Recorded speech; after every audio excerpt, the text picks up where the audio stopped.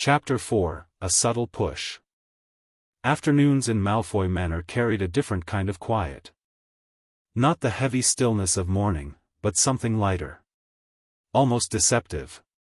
As if the estate itself was resting, lowering its guard just enough for small things to pass unnoticed. Draco walked along the upper corridor, his pace unhurried. To anyone watching, he was simply wandering. Bored. Aimless. Like a child with too much space and too little interest. But behind his calm expression, his mind was working. One more decision. No. 2. The system's task remained unfinished, quietly pressing at the edge of his thoughts. Task, influence 3 decisions without detection. Progress, 1/3. He needed another move. Something subtle. Something natural. Not forced. Lucius was out, handling matters Draco had no intention of interfering with too early. That left Narcissa. He murmured the name under his breath. Between the two, she was the safer option. Not weaker. Never that. But, more perceptive in a different way. Emotional. Protective.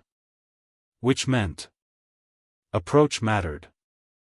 Draco turned down another hallway, stopping just before a half-open door. Inside, Narcissa sat by a tall window, a book resting in her lap. Sunlight traced soft lines across her figure, giving her an almost distant presence. Peaceful. But not unguarded. Draco didn't enter immediately.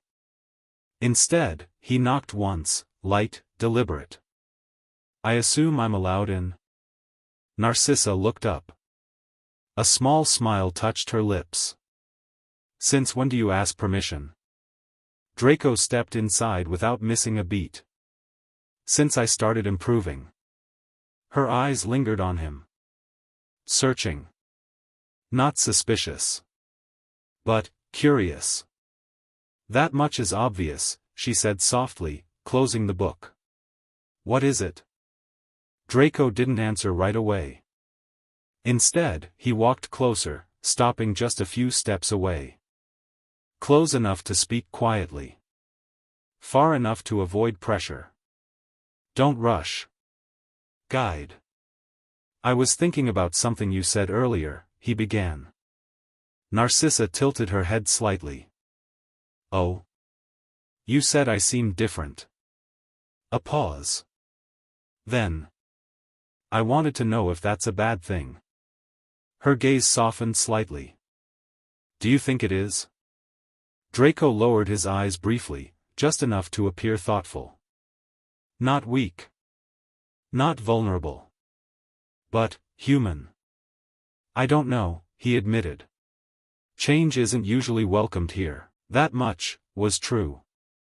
Narcissa watched him carefully. Then she stood. Slowly. Gracefully. "You're not wrong," she said as she approached him. "The Malfoy name carries expectations."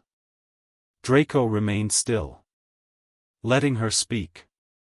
Letting her lead. "But that doesn't mean change is always a flaw," she continued.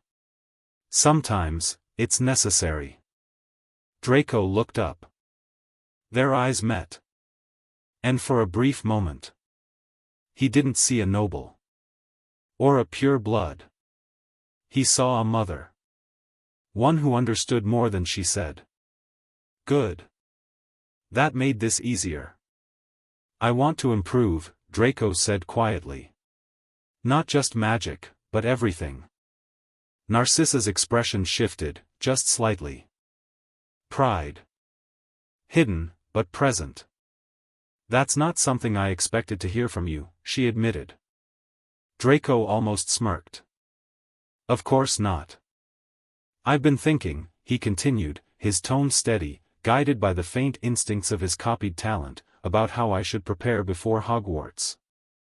Narcissa didn't interrupt. Didn't question. She simply listened. And that. That was the opening. If I wait until I get there, Draco went on, I'll just be like everyone else. A small pause. Then, I don't want that. Silence followed. Not empty, but considering. Draco held it.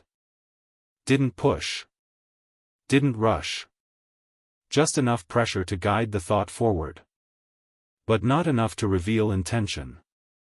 Narcissa turned slightly, her gaze drifting toward the window. You sound more like your father, she said after a moment. Draco didn't respond. Because this wasn't about agreement. It was about conclusion. And finally. Very well. Draco's eyes sharpened slightly. You may begin structured study earlier, Narcissa said. Not just magic, but etiquette, history, and social dynamics. Draco lowered his head slightly. Thank you, Mother. Task progress, February 3rd. A quiet satisfaction settled within him. Not excitement. Not pride. But confirmation. It worked again. Different approach. Different target. Same result. Subtle influence.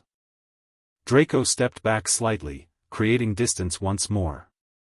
But Narcissa didn't move. Instead, she studied him more closely than before. There's something else, she said.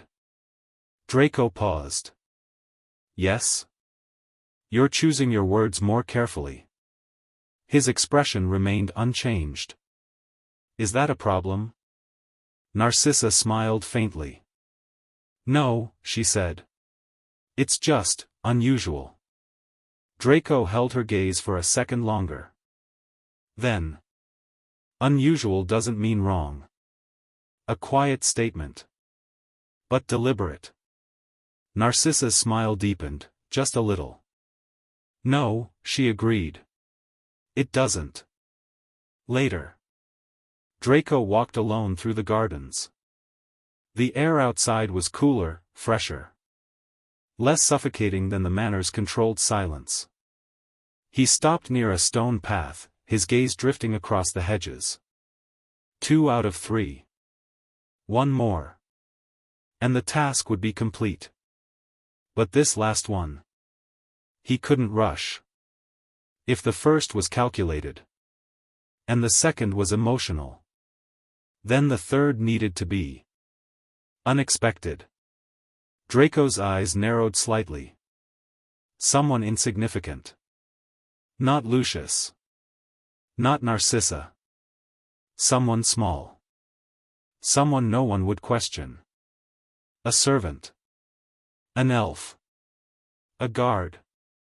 A simple decision. Simple influence. Zero suspicion. A faint smile appeared. Yes. That would work. He turned back toward the manor, his steps light but purposeful. The final move was close. And once it was done, he would finally see what the system truly offered. The game continued. And Draco Malfoy was already 3 moves ahead.